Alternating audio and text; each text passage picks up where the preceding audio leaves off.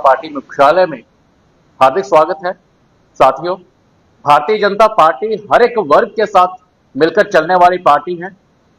उसी कड़ी में जनताओं के मुद्दे भावनात्मक हो, चाहे वो डेवलपमेंट के हो, उनको लेकर भारतीय जनता पार्टी आपके माध्यम से जनता के आगे मुख कर रही है।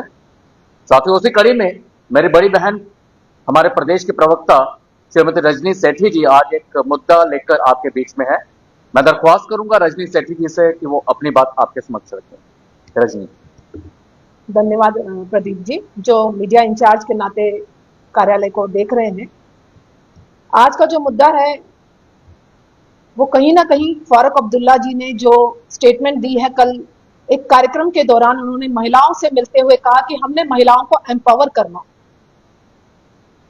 कहीं मैं प्रवक्ता होने के नाते आज उनसे एक सवाल करना चाहूंगी कि महिलाओं को आज आपको याद आ रही है कि एम्पावर करना है, जब मोदी जी 2014 के बाद से लगातार महिलाओं को एम्पावर करने की बात कर रहे हैं।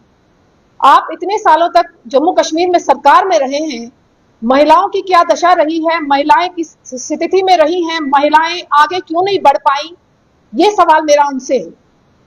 आपके दौरान जब आपकी सरकारें रही हैं, महिलाओं को तो बराबरी का अधिकार नहीं था, यहां जेंडर इनइक्वालिटी थी।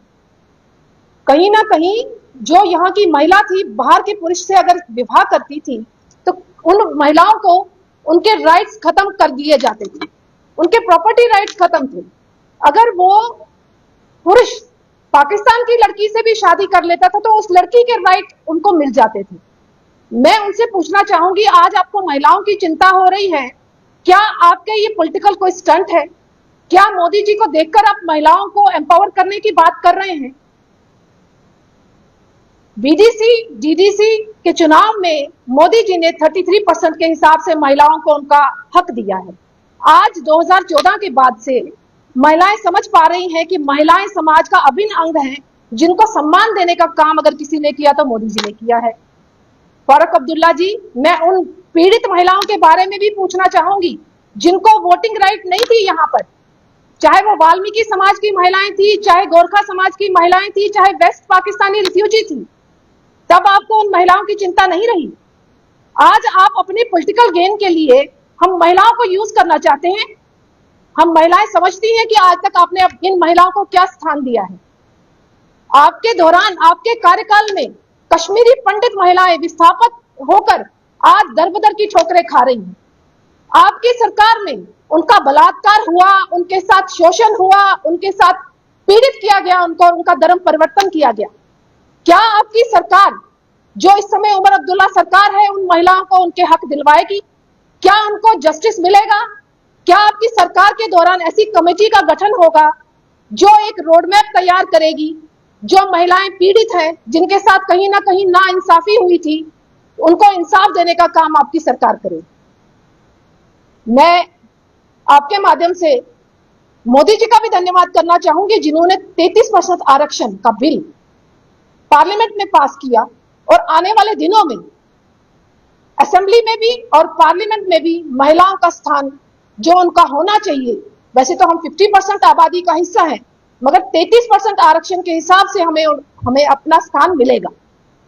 मुझे गर्व महसूस होता है कि मोदी जी ऐसे प्रधानमंत्री हैं जिन्होंने महिलाओं की चिंता की और खासतौर से जम्मू कश्मीर की महिलाओं की चिंता की।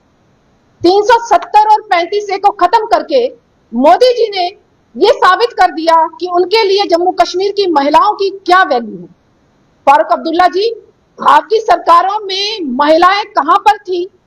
आप बता सकते हैं कि आपके संगठन में महिलाएं कहां पर हैं? आपका एक कार्यक्रम देख रही थी मैं, जिसमें 4 महिलाएं आपके स्टेज पर बैठी थी।